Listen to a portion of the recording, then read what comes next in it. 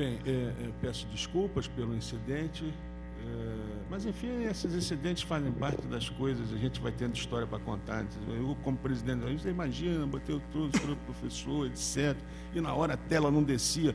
Isso, enriquecido com algum folclore, e dá grandes gargalhadas, você faz o maior sucesso.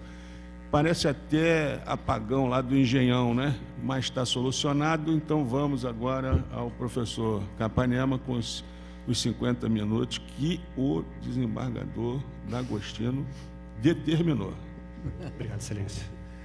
Excelentíssima desembargadora Leila Mariano, diretora-geral da EMERGE, excelentíssimo doutor Fernando Forte, desembargador Fernando Foch, presidente do Fórum Permanente, a quem eu cumprimento as autoridades presentes, colegas, excelentíssimos desembargadores, juízes, amigos, bom dia. É um prazer estar aqui na EMERGE, é uma honra estar aqui na EMERGE, podendo humildemente contribuir com um tema tão importante, especialmente na atualidade em que nós estamos vivendo uma era digital, uma era de pessoas conectadas. A liberdade de expressão, que também é um marco do Poder Judiciário, que o Poder Judiciário defende, ela fica muito maior e muito mais importante nesse mundo de internet. E eu dividi o meu trabalho em 3 partes.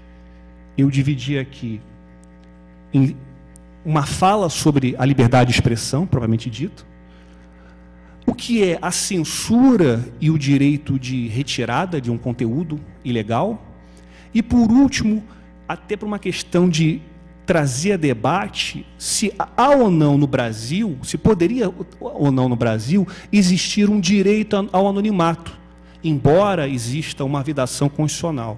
Eu quero também trazer um pouco de polêmica. Mas quando a gente verifica essa questão de internet, liberdade de expressão, nós vemos casos de pedofilia, de incentivo a suicídio, de incentivo à morte, assassinato, e as pessoas dizem que a internet ela é um mal. A internet ela nasceu para destruir nossas vidas e a tecnologia vai destruir a humanidade. Existe uma frase muito importante de um milionário que ele diz o seguinte, que nós estamos sempre propensos a tornar os instrumentos tecnológicos os bodes expiatórios dos pecados daqueles que os manejam. Ou seja, nós sempre utilizamos a tecnologia como reflexo dos nossos comportamentos. Só que essa frase não foi dita agora, essa frase foi dita em 1955 e dizia respeito ao rádio e à televisão. Esse David Sarnoff, ele era um milionário que ganhou muito dinheiro com a tecnologia. Ele quis dizer o seguinte, que o rádio e a televisão não trouxeram nenhum problema para a humanidade, assim como a internet também não é má. E será que a internet não é má? Será que a internet é boa? Vamos discutir isso hoje, em primeiro lugar, a respeito da liberdade de expressão. A liberdade de expressão, que ela é considerada o marco de um Estado democrático, nem sempre ela é de Estados democráticos. O professor Jorge Miranda, ele diz que na Constituição da União Soviética tinha a previsão de liberdade de expressão. E a gente não pode pensar em liberdade de expressão em União Soviética. Mas, ou seja, a liberdade de expressão prevista no artigo 5º, inciso 4, e também no artigo 220 da Constituição, mostrando que o indivíduo ele tem essa liberdade para se expressar, essa liberdade para mostrar ou até para se calar a respeito do seu pensamento, ela é muito importante, principalmente nessa nossa realidade tecnológica. O próprio Jorge Miranda, ele divide essa liberdade de expressão numa liberdade positiva e uma liberdade negativa. A liberdade positiva, senhoras e senhores, é aquela nossa liberdade de podermos podemos exprimir a nossa vontade, podemos mostrar a nossa intenção, os nossos desejos, os nossos anseios, enquanto que a liberdade negativa seria aquela voltada ao Estado. O poder público, o Estado como regra geral, deve respeitar essa garantia, essa liberdade, não deve censurar, não deve reprimir se realizada de forma legítima. Por outro lado, essa frase é muito importante porque o John Perry Barlow, ele é um pensador importantíssimo na época da internet, e ele, em 1996, ele escreveu um documento chamado Declaração de Independência do Cyberespaço. Esse documento é muito importante porque, embora ele tenha um caráter um pouco utópico e um pouco até libertário, porque ele diz que as leis do mundo atual não se aplicam à internet, e eu sustento que sim, onde existir lesão, nós precisamos ter um poder judiciário e leis para amparar. Ele diz que o mundo eletrônico, esse mundo da internet, é um mundo onde deve ter as pessoas devem ter a liberdade para que elas possam se expressar sem qualquer limitação, sem qualquer medo, sem qualquer problema que possam atingir as suas pessoas. É importante dizer também que nesse novo mundo digital, a tecnologia, ela potencializa a liberdade de expressão. Então, hoje em dia, na internet, nós podemos nos expressar por textos, gráficos, por vídeos, por música, pelo curtir do Facebook. Eu não sei nem se isso é uma pergunta que poderia cair num concurso da magistratura, qual é a natureza jurídica do curtir do Facebook. Bem, o curtir do Facebook, aquele joinha, quando a pessoa clica, ela está exercendo a sua vontade, ela é uma manifestação de vontade. E essa manifestação de vontade, ela pode ser positiva ou negativa. Então, por isso que as pessoas precisam ter muito cuidado com a forma que elas se manifestam na internet. Porque, às vezes, um simples retweet, ou seja, uma simples republicação de uma mensagem, um simples joinha, curtir, like, você pode estar, sem saber ou sem tomar cuidado, replicando ou concordando com uma conduta lesiva. E as pessoas, infelizmente, hoje em dia, não têm a preocupação com a internet. Com que a internet, ela não é um mundo novo. A internet é um desdobramento de um mundo físico. E é importante verificar que, com essa nova tecnologia, cada vez mais nós vemos a internet atingir todo tipo de pessoa. Em alguns países da África, por exemplo, a comunicação principal, a internet, não é computador, é o smartphone. E o smartphone, do ponto de vista de um ato jurídico, da liberdade de expressão, ele tem um efeito muito maior, porque as pessoas, elas sacam seus celulares e escrevem alguma coisa no Facebook, no Twitter ou por e-mail, sem parar para pensar. As pessoas estão publicando informações na internet sem exercer uma reflexão. E com isso nós estamos vendo aí situações que acabam tendo repercussões na esfera jurídica. Porque essa nova geração, essas pessoas que nasceram na internet, ou nasceram conhecendo a internet, a chamada geração Y, é uma geração que já nasce com essa ideia libertária, ou seja, que eu posso fazer tudo na internet. E talvez nós vejamos aqui dois novos desafios, tanto para o operador do direito, quanto para o poder judiciário.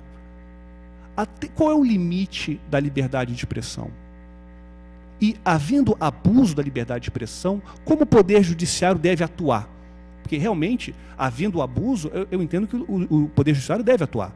Eu não concordo com o John Perry Barlow, da Tavênia, quando ele diz que a internet é um mundo libertário. Não. O Poder Judiciário deve atuar sim. E alguns casos, como esse daqui. Essa daqui é uma página do Orkut, é uma comunidade chamada Regra de Rodeio do Rodeio das Gordas. Era uma festa universitária em que estabeleceu aqui as regras em que os universitários poderiam cavalgar, desculpe a expressão, as moças gordas. Então, se você segurar a moça gorda por mais de 10 minutos, ganha 5 pontos.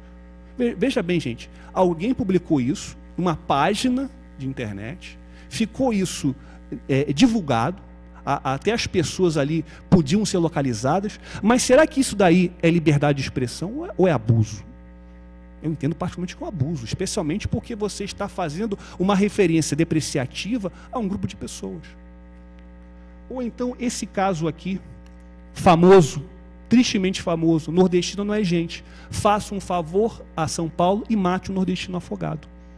Ou seja, uma pessoa com poucos caracteres conseguiu dizer tantas coisas ruins. Esse é o famoso caso da Maiara Petruso. Ela conseguiu ser preconceituosa e incentivar a realização de crimes. Será que a liberdade de expressão deve proteger alguém que atua assim? Porque, sem dúvida nenhuma, ela é um ato até criminoso. E, inclusive, graças a Deus, o Poder Judiciário foi bastante enérgico com ela e ela respondeu às penas da lei. Mas é um ato, se nós procurarmos no Twitter, por palavras, e verificar mate nordestino, nordestino tem que morrer, tem milhões de mensagens desse tipo. Porque, veja bem, não foi o que é mais grave aqui para mim, não só o ataque, mas que esse ataque foi feito uma pessoa com a sua cara limpa. Ela não se escondeu pelo anonimato, ela mostrou o rosto dela. Ou seja, uma pessoa que não tem o menor conhecimento de internet e o menor conhecimento de que é uma cidadania. E qual seria o limite dessa liberdade de expressão? A Constituição traz algum limite? O ministro Gilmar Mendes, em sua obra, diz que a Constituição não traz limite. Realmente, alguns limites nós podemos verificar no confronto de direitos e garantias fundamentais. Mas o limite que deve ser feito é pelo próprio povo, pela própria opinião pública. Mas, apesar disso, eu trago dois casos, um da jurisprudência brasileira e outro da jurisprudência americana, em que foram verificados limites. O primeiro caso de limite é o limite que o STF trouxe da vedação de discursos racistas e de ódio.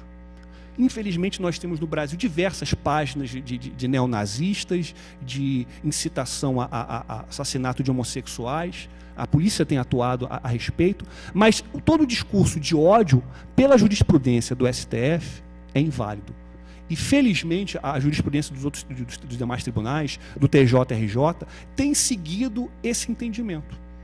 O discurso de ódio, o discurso racista, o discurso de pedofilia, os senhores acreditem, mas nos Estados Unidos existe uma associação norte-americana de homens que amam garotos. Uma associação que quer legalizar a pedofilia de garotos assim, a partir de 10, 12 anos. Veja bem, a Associação de Legalização de Pedofilia. E ela tem um site com existência, talvez até tenha CNPJ, mas ela tem existência física. Os Estados Unidos admitem esse tipo de discurso que nós, graças a Deus, não admitimos. Um outro limite que vem da jurisprudência americana é a doutrina Shouting Fire. Essa doutrina não surgiu com a internet. Ela surgiu em 1919. Um determinado julgamento da Suprema Corte, envolvendo a Primeira Guerra Mundial, disse o seguinte, que se uma pessoa grita fogo, fogo, fogo, num teatro lotado, e esse grito e esse alerta é falso, essa manifestação ela é ilícita, é ilegal. Porque foi uma manifestação que traz à população, traz às pessoas que estão na ordem pública, uma situação de insegurança, uma situação de medo. Então, a doutrina Shouting Fire diz o seguinte, é ilegal, é abusiva a manifestação de comunicação, a manifestação da expressão, que busca aí trazer à população um sentimento de medo, de desordem, de confusão. E uma doutrina que tem sido repetidamente aplicada desde 1919. Então, é um outro limite. O discurso não pode às vezes não ser racista, mas pode incentivar o medo. E esse caso aqui?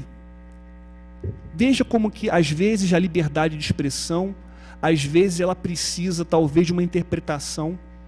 Ou seja, o limite da liberdade de expressão depende do intérprete. O que o Danilo Gentili disse aqui, esse caso, essa situação que o deixou famoso, seria um caso de desrespeito ao jogador de futebol?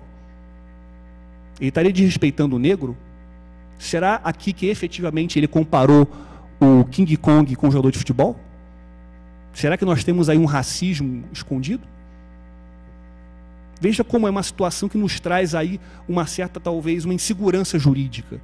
Esse ato dele, ele depois veio se desculpar dizendo que não, ele não quis dizer nada disso.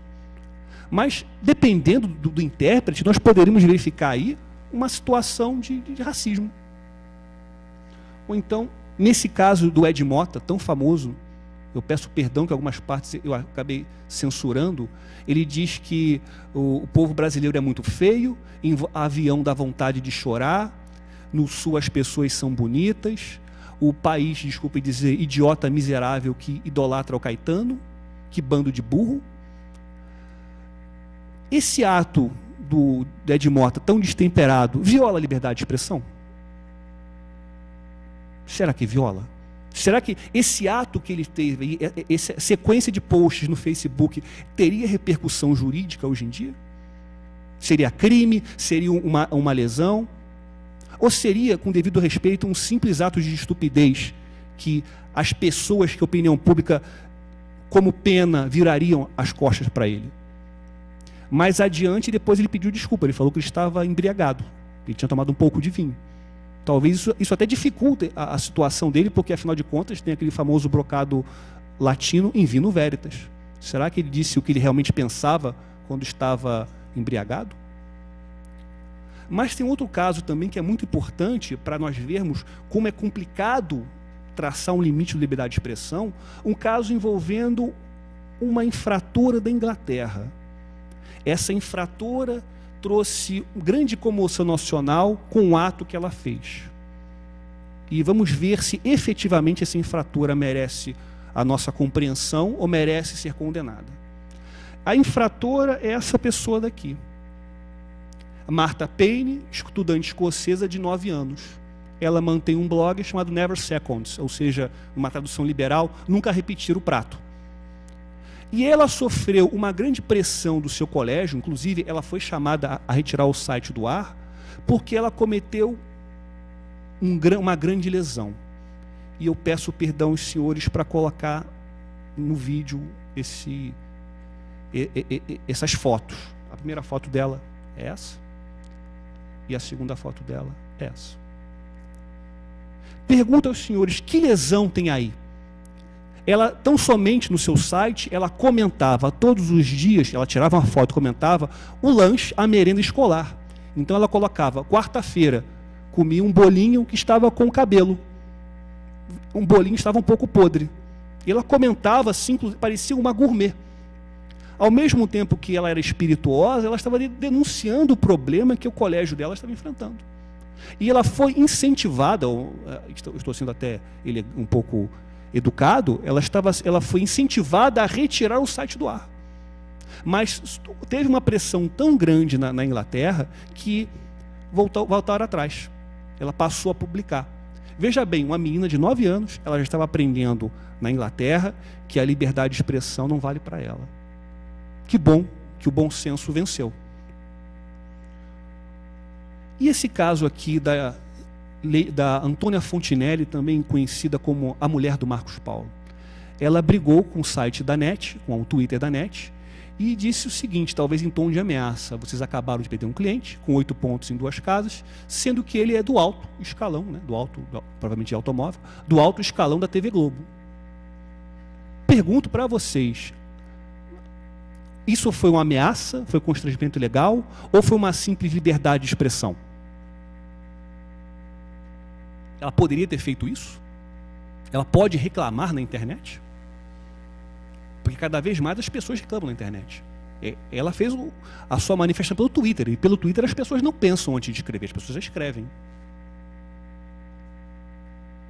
E esse caso aqui, que teve uma repercussão na jurisprudência, uma determinada pessoa, ela foi atendida por um plano de saúde, pelo médico de um plano de saúde.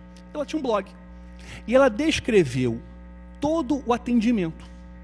Inclusive, ela colocou o nome do médico que atendeu. Foi atendida pelo doutor fulano de tal, e ele fez um exame simples em mim, receitou um corticoide sem me examinar, sem examinar o meu histórico, não fez muita análise. Um ano depois que ela colocou essa mensagem na internet, recebeu uma ação judicial promovida pelo médico.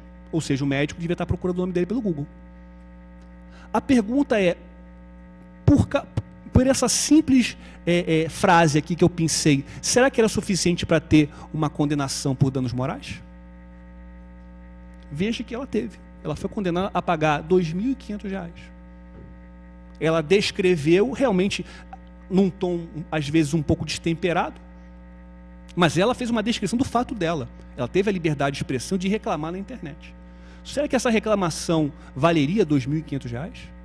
Ela ficou 1 ano na internet. E ela teve que retirar, inclusive, ela não teve dinheiro ela não tinha como pagar essa condenação e fez uma vaquinha online, um site chamado vaquinha.com.br, para tentar pagar essa dívida. E é muito complicado isso. Ou esse caso aqui famoso do Boteco São Bento, que foi colocado num post e o site colocou o seguinte: é o pior bar do Brasil. Falou que um bar em que você é mal atendido pelos garçons, que são garçons ultra, power, mega chatos. Quer dizer, ressaltou que os garçons não são bons. Você toma 2 dedos do seu chopp quente e azedo. Pergunto, essa reclamação é liberdade de expressão ou ela é um abuso?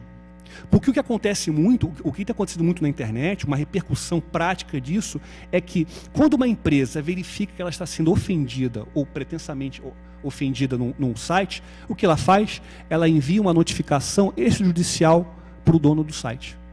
E a pessoa já fica com medo.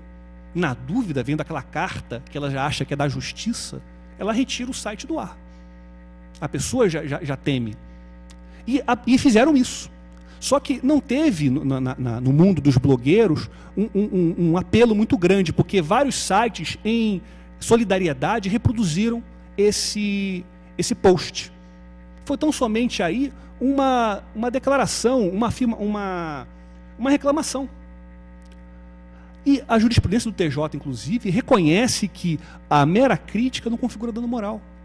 A mera exposição em que não há a intenção de ofender, mas é uma exposição negativa, não tem aí, porque a própria Constituição nos garante a crítica. A liberdade de expressão, ela engloba também a crítica. A liberdade de expressão é apenas falar bem. E uma outra questão importante diz respeito à figura da fanfic. Fanfic é um tipo de, em português seria ficção criada por fãs. Ela mostra que a liberdade de expressão, ela não entra em conflito apenas com os direitos da personalidade, da honra, mas também entra em conflito com a questão dos direitos autorais. Porque fanfic significa ficção criada por fãs. E é um tipo de obra derivada. Então, por exemplo, existe livros, posts na internet sobre o Harry Potter. A história do Harry Potter original vai até o momento em que ele casa, tem filhos e os filhos vão para o colégio. Os fãs, eles continuam a história, eles pegam a premissa original e acompanham. Olha, o que aconteceria se os filhos do Harry Potter ficassem adultos e voltassem para o colégio? Qual é o problema jurídico que nós temos aqui? Por ser uma obra derivada, ela precisa ter necessariamente a autorização expressa do titular do direito. E não tem. Normalmente não tem. As pessoas vão criando normalmente. E outra, pelo direito brasileiro, isso configura crime. Porque o artigo 184 do Código Penal, ele diz genericamente que violar direito autoral é crime. Então, essa criação é uma liberdade de expressão, de criação, feita por jovens que são fãs. Então, nós temos do Harry Potter, nós temos do Star Wars, nós temos filmes feitos assim.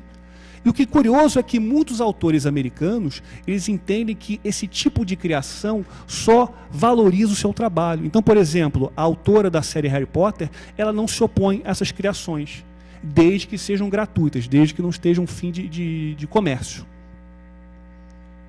E a questão da falha de São Paulo? A falha de São Paulo é uma paródia. É uma paródia que se aproveita, inclusive, do logotipo da Folha de São Paulo. Tem até uma manchete aqui que talvez até dando moral. Dilma roubou o diploma do Serra. Mas a Folha de São Paulo, por si só, por fazer uma paródia à Folha de São Paulo, seria liberdade de expressão ou abuso? É extremamente controvertido. E o Poder Judiciário de São Paulo entendeu que houve um abuso aí, porque a Folha de São Paulo, ela se apropriou do logotipo da Folha. Ela fez uma alteração do logotipo da Folha. Mas será que a paródia não está nisso aí? De você pegar uma ideia, características originais de um objeto ou de uma pessoa e alterá-la? Será que foi abuso? É um tema extremamente controvertido e talvez, aqui no Brasil, o grande precedente sobre paródia na internet é a Folha de São Paulo. E se nós repararmos na internet, existem diversas contas do Twitter que são criadas como paródia. Durante muitos anos, uma das grandes paródias da internet foi o fake Steve Jobs, o falso Steve Jobs, um jornalista do Washington Post que escrevia num blog como se fosse Steve Jobs, mas era uma paródia. Ele mesmo se dizia que era falso. Mas será que por ser paródia nós vamos condená-lo? Ele escreveu até o dia da morte do Steve Jobs. E no site, ele, no final, no último dia, no dia da morte, ele coloca um epitáfio. E nunca mais escreveu. Quer dizer, respeitou, inclusive, a figura do Steve Jobs. Quem tem medo do Twitter? Quem tem medo da liberdade de expressão? Esse cartaz ele é muito importante, ele é muito característico, porque ele mostra que o quanto a internet tem sido utilizada para enfrentar os regimes ditatoriais. Essa nova primavera árabe que surgiu agora, que tem tanta repercussão, ela foi comandada, ela foi orquestrada pelo Twitter, pelos jovens que se reuniam, pelos jovens que denunciavam os poderes. Então veja que a liberdade de expressão hoje em dia na internet, ela não tem um caráter tão somente de denunciar restaurantes, mas também de enfrentar os regimes ditatoriais. E mais adiante eu vou mostrar para os senhores o que esses regimes estão fazendo para controlar ou impedir a liberdade de expressão. Eu vou passar então para a censura e o direito de retirada. A censura, ela difere do direito de retirada.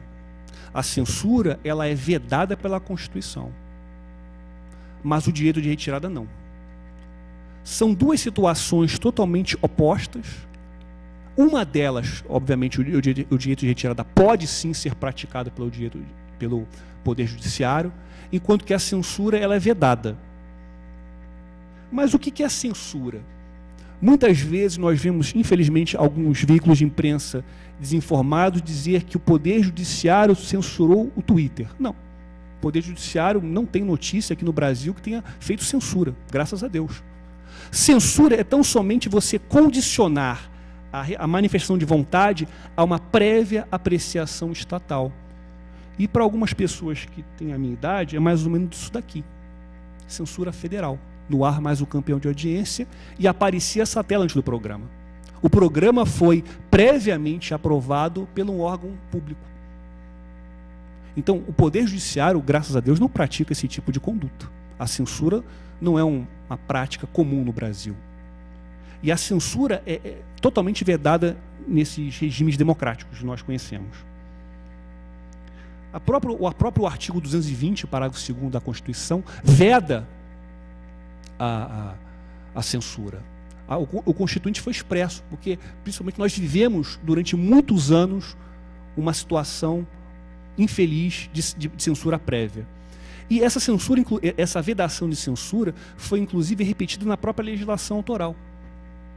A legislação autoral, com essa alteração recente, veda a censura prévia, inclusive de posts, de textos, de vídeos postados na internet.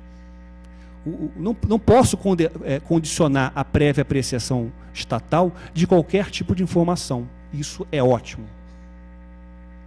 E o que é importante também verificar é que essa vedação de censura tem sido cada vez mais aplicada, cada vez mais trazida na jurisprudência do Tribunal de Justiça da União Europeia.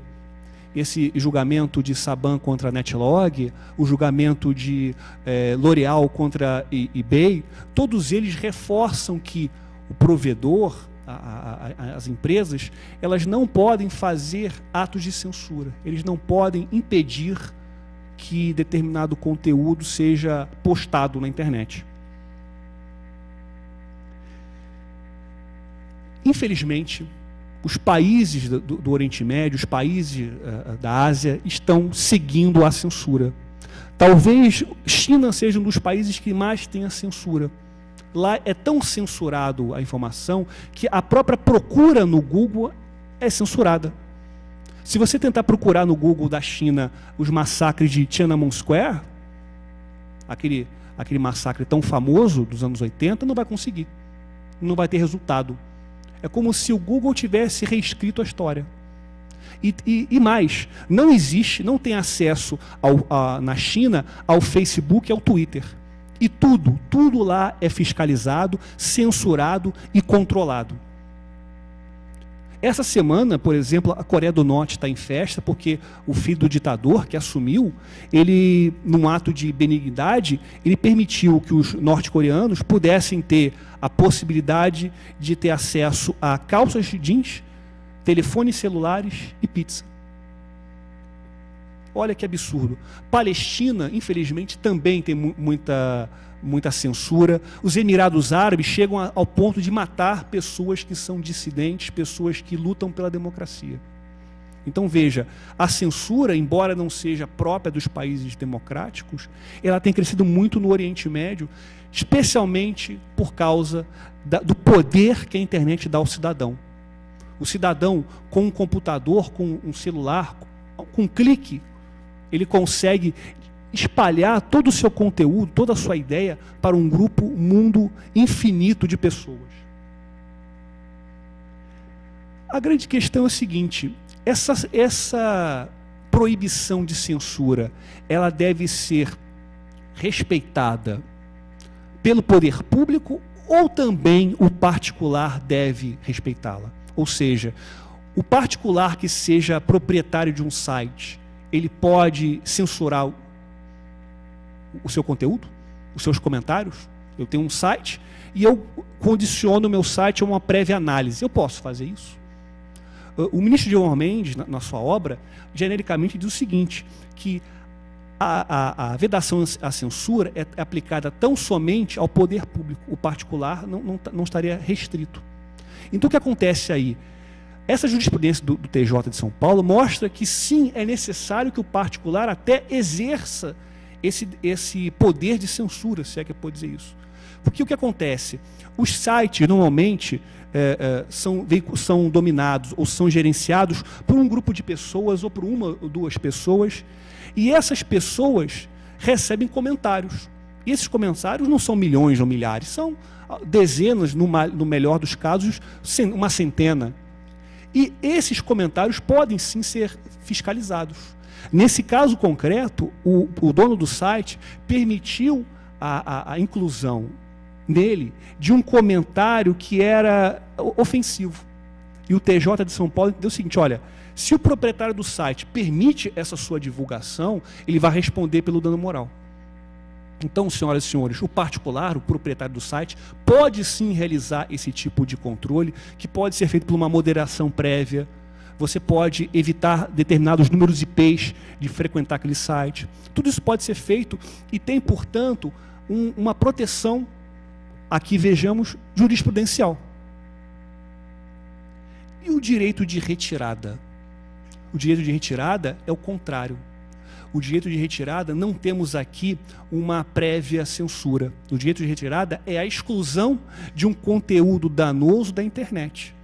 O grande desafio é o seguinte: será que nós podemos retirar um conteúdo da internet? Será que o Poder Judiciário pode ser efetivamente instado a retirar um conteúdo da internet? O grande problema que nós vemos aqui não é um problema do Poder do Judiciário, é um problema tecnológico. Porque a internet ela é uma rede sem hierarquia e caótica. E as informações elas podem ser facilmente reproduzidas e replicadas. Então, se a partir do momento que alguém coloca um post ofensivo, uma mensagem ofensiva, essa mensagem ofensiva ela pode ser reproduzida, retransmitida, de modo que a vítima ela não vai conseguir localizar quem a retirou, quem a colocou. E uma outra questão importante: esse direito de retirada também tem íncito aí o direito do particular, da vítima, evitar que aquela publicação seja postada. Isso daí não é censura, não. Isso daí é evitar que seja feita a lesão. É aí o Poder Judiciário atuando de uma forma preventiva. O ministro Gilmar Mendes também segue esse entendimento. Mas o grande problema é que essa frase não é uma frase de um livro de direito, mas de um livro sobre a história do Facebook, que diz que na internet ela não é escrita a lápis, é escrita a caneta. Tudo que você escreve na internet fica lá para sempre. Não tem como retirar. E tem alguns casos que nós verificamos que isso realmente acontece. Um desses casos ganhou essa característica de ser chamado de Streisand Effect. Esse Streisand Effect é uma denominação não do direito, mas da tecnologia. É o efeito que decorre de quando alguém tenta retirar um conteúdo da internet e gera da opinião pública um efeito de querer conhecer, querer saber que lesão foi essa, ou seja, o Streisand Effect é um efeito multiplicador da lesão. Quando a vítima ela procura o judiciário ou vai no Fantástico dizer que suas fotos foram divulgadas, isso cresce profundamente a curiosidade. E até se verifica o seguinte: será que vale a pena a vítima ir adiante e conter essa lesão? Porque as pessoas cresceu o conhecimento das pessoas desse tipo de lesão. Agora, por que Streisand Effect? Será que foi algum doutrinador alemão? Não, Streisand Effect é por causa dessa doutrinadora, Barbra Streisand. A Barbra Streisand, uma cantora famosa, uma artista premiadíssima, consagrada, verificou que um determinado fotógrafo ele realizou várias fotografias da costa do litoral de Los Angeles, da Califórnia, e fotografou a casa dela. Ela entrou com uma ação milionária contra ele para que ele retirasse, ele fosse condenado a retirar aquela foto da internet. E o que aconteceu? Será que ela conseguiu retirar a foto da internet? Olha a foto aqui. Isso é uma prova que ela não conseguiu retirar. Ao contrário, quando ela entrou com essa ação, uma ação de tal, se não me falha a memória, de 5 milhões de dólares, 5 milhões de dólares por causa dessa foto, a população, as pessoas tiveram a necessidade, a curiosidade de procurar essa foto. Então o que acontece? Cresceu muito a necessidade de procurar essa informação. E fazendo um paralelo, esse mesmo efeito aconteceu com um caso que não é de direito, não é de liberdade de expressão, mas é de privacidade, mas é semelhante, da Carolina Dickmann. Existe um site do Google chamado Google Insights, que permite ao pesquisador verificar o grau de procura de uma determinada frase por uma época. Então, eu procurei o nome da Carolina Dickmann durante um ano. Durante um ano, a procura dela foi quase que zero. Chegou no mês de maio, em que as fotos dela foram divulgadas e teve a entrevista no Fantástico, o número cresceu quase que 100 vezes. Ou seja, o efeito da lesão cresceu com a divulgação dela, até pelo Fantástico. Não que a intenção fosse essa, mas a curiosidade das pessoas é que a determinou. Uma questão também recente e que merece análise do STJ é a suspensão preventiva de conteúdo. É uma questão recente, inclusive o STJ dá um acordo da ministra Nancy Andrighi que dá essa expressão, usa essa expressão, suspensão preventiva. Ela é uma aplicação no Brasil do regime americano Notice and Take Down, ou seja, avisar e retirar. Esse precedente, e esses precedentes que têm surgido no STJ, dizem o seguinte, que o provedor de serviço ele não é responsável pela publicação que é feita. Ou seja, o Facebook, o Orkut, o Twitter, por serem grandes empresas e por terem muitos usuários, eles não podem controlar, eles não podem censurar um a um o comentário deles. Então, os provedores eles não se responsabilizam pela mensagem ali colocada. Mas a partir do momento que o usuário, a vítima, notificar judicialmente ou principalmente extrajudicialmente o site, e se ele não retirá-la, aí sim surge o dano moral. É pela omissão do provedor em retirar aquela mensagem que foi notificada. Só que esse precedente desse RESP, do RESP 13.16.921, ele é interessante porque a ministra estabelece o conceito de suspensão preventiva de conteúdo, que seria mais ou menos assim. É um procedimento extrajudicial, ou seja, um procedimento que necessariamente você não precisa correr ao judiciário. Todo grande site hoje em dia tem esse serviço de aviso de abuso, comunicação, denúncia. Então o que acontece? Nós temos aqui uma reclamação que ela é feita extrajudicialmente, pela internet, sem qualquer formalidade. E o que acontece aí, e talvez aí que surge a grande polêmica, é que nesse julgado a ministra diz o seguinte, que o provedor de serviço ele tem 24 horas para suspender aquela publicação. Então alguém diz, olha o seguinte, olha, aquele ato está acusando o meu restaurante. O provedor, sem qualquer análise, sem qualquer juízo de valor, ele tem 24 horas para retirar aquele conteúdo, sem qualquer contraditório pela defesa, sem nada. E sem comunicar, inclusive, o autor do texto, da publicação. E, a partir daí, ele vai fazer a análise da reclamação. Retirou, suspendeu, e nesse ele vai ter um prazo que deve ser razoável, a ministra diz que deve ser razoável, e vai analisar se houve ou não lesão. Se houver lesão, ele vai retirar. E veja bem, ele vai retirar indefinidamente, sem qualquer contraditório e sem para defesa. Se entender que esse ato realmente não tem qualquer lesão, ele vai divulgá-lo. Mas o grande problema é que nós vamos ter aí, do ponto de vista dos provedores, uma insegurança jurídica. Porque a partir do momento que alguém denunciar alguma coisa, eles, para não atraírem a responsabilidade para eles, o que eles vão fazer? Vão sair retirando essas informações, esses dados. E veja bem, sem contraditório para defesa. A suspensão preventiva, ela ocorre sem ter sequer uma análise do conteúdo.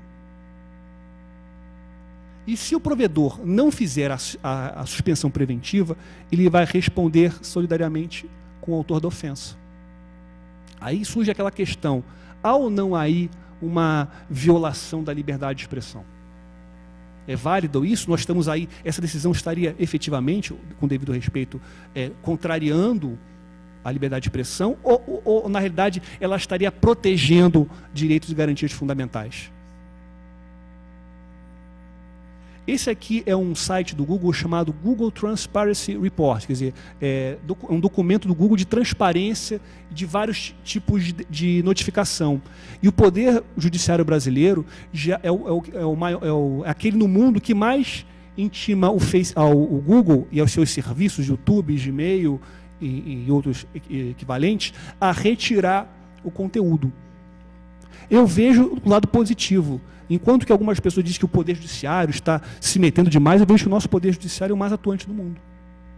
Eu vejo desse seguinte maneira, o nosso Poder Judiciário está efetivamente fazendo valer aí abusos, criações de perfis falsos, conteúdos pornográficos, pedofilia, que são diariamente colocados na internet. E por fim, 10 minutos, então cheguei na hora certa. Eu quero trazer para os senhores aí uma ideia, um conteúdo aí, talvez um pouco de provocação. O direito ao anonimato. Esse direito ao anonimato aí, quando eu discuto esse assunto com colegas, eles sempre realmente me lembram do artigo 5º, inciso 4, que veda o anonimato. Mas veja bem, será que todo anonimato ele é lesivo? Ou melhor dizendo, será que a nossa jurisprudência ela não reconhece validade jurídica para o anonimato? A jurisprudência da Suprema Corte Americana tem uma frase até que chega a ser um poema. O anonimato é um escudo contra a tirania da maioria. É um escudo. E a jurisprudência da Suprema Corte, a jurisprudência do Tribunal de Justiça da União Europeia, vários tribunais de justiça no mundo entendem que o anonimato ele não seria uma limitação à liberdade de expressão. Ao contrário, o anonimato seria um instrumento para validar, para garantir a liberdade de expressão. E a própria jurisprudência do STF, ela reconhece validade para um ato anônimo. A delação anônima, embora ela não possa ser suficiente para condenar alguém, ela pode ser um princípio de um procedimento. Então, ela tem uma validade jurídica. Agora, é claro que é preciso que se diga que a jurisprudência no Brasil, quase que unânime, entende que não cabe liberdade, não cabe manifestação de pensamento anônima. Mas, apesar disso, o STF reconhece valor para a delação anônima. E veja bem, qual é a razão para se defender o anonimato aqui?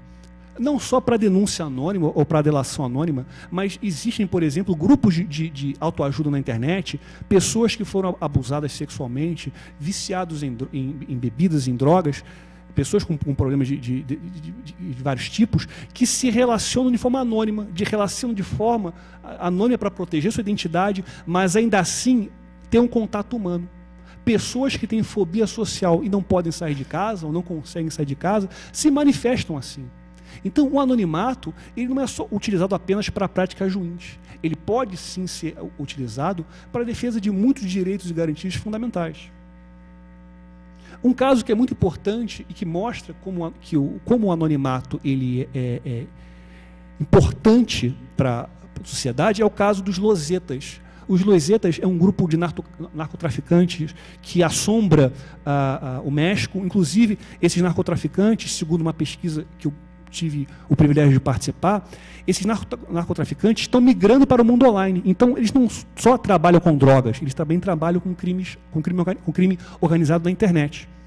E são esses simpáticos jovens aqui, alguns que foram presos. Então, veja bem, esses simpáticos rapazes aqui, eles realizam toda a sorte de crimes e, basicamente, atemorizam o México, de tal forma que foi uma questão importantíssima dos debates presidenciais desse ano. Até, inclusive, esse cartoon que mostra o quanto os cartéis de drogas estão atemorizando o México. A grande questão é que vários blogueiros, mesmo utilizando um grau de anonimato, ou seja, não publicando o seu nome, mas tendo um nickname, um apelido, foram perseguidos. Inclusive, um dos casos mais emblemáticos e traumatizantes é o da Nena de Laredo, que essa foto aqui, eu até por uma questão para não chocar muito, eu cortei. Na realidade, esse é um aviso deixado pelos traficantes. Esse corpo ensanguentado é da blogueira. E em cima desse barril está a cabeça dela. Então, veja bem, eles localizaram a pessoa e falaram, olha, nós localizamos quem é essa Nena de Laredo e nós vamos localizar qualquer pessoa que for contrária ao tráfico de drogas.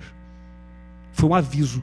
E não foi só com ela, tem vários casos de pessoas que foram assassinadas, vários blogueiros foram pendurados em postes e com cartaz com seu nickname, olha, fulano de tal. Eu sei que, ou seja, os traficantes estão dizendo, nós podemos localizar vocês.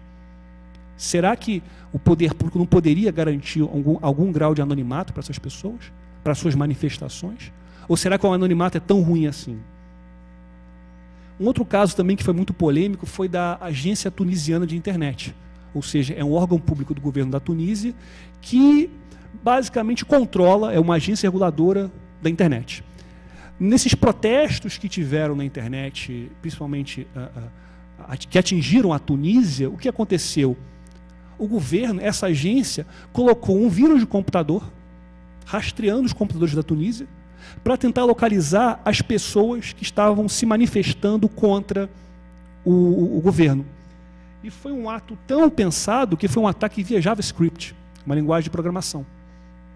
E esse ataque ele foi muito grave porque ele procurou pegar os endereços das pessoas, ou seja, se ela invadia o computador de um militante, ele não queria saber apenas quem ele era, mas quem eram apenas os seus amigos, quem eram seus amigos, as suas senhas, os seus contatos, tudo isso. Então veja bem, senhoras e senhores, é uma situação absurda. E desses casos nós temos vários, nós temos os casos da cientologia, nós temos casos do Anonymous, vários casos aí que mostram o quanto a liberdade de expressão sem o anonimato na internet, ela pode ser destruída. Então, a minha proposta aqui, modestamente, não é apagar a Constituição, mas dar uma nova interpretação ao artigo 5º, inciso 4. Dizer o seguinte, que deve-se dizer que o anonimato deve ser proibido apenas no caso de provocar lesão aos direitos. Que o anonimato deve ser garantido, sim, quando for proteger direitos e garantias fundamentais. Foi até uma proposta que, humildemente, eu apresentei ao Marco Civil, esse projeto de lei que está sendo discutido no Congresso Nacional. E eu quero dizer que o anonimato não é uma limitação ao direito de expressão. Eu entendo, modestamente, que o anonimato é um instrumento que garante essa liberdade de expressão. O anonimato, senhoras e senhores, eu deixo aqui uma frase muito importante que mostra como a liberdade de expressão ela nos é cara. Se ao tomarem os meus direitos eu pudesse ficar apenas com um, escolheria a liberdade de expressão, porque com ela eu recuperaria tudo o que me foi tirado. Isso quer dizer o seguinte, que a liberdade de expressão não serve apenas para a mulher do Marcos Paulo reclamar da net. A liberdade de expressão é um direito importantíssimo, é um instrumento importantíssimo para nós, cidadãos, para o Poder Judiciário, para a sociedade como um todo, enfrentar abusos. Por isso, muito obrigado e agradeço a oportunidade.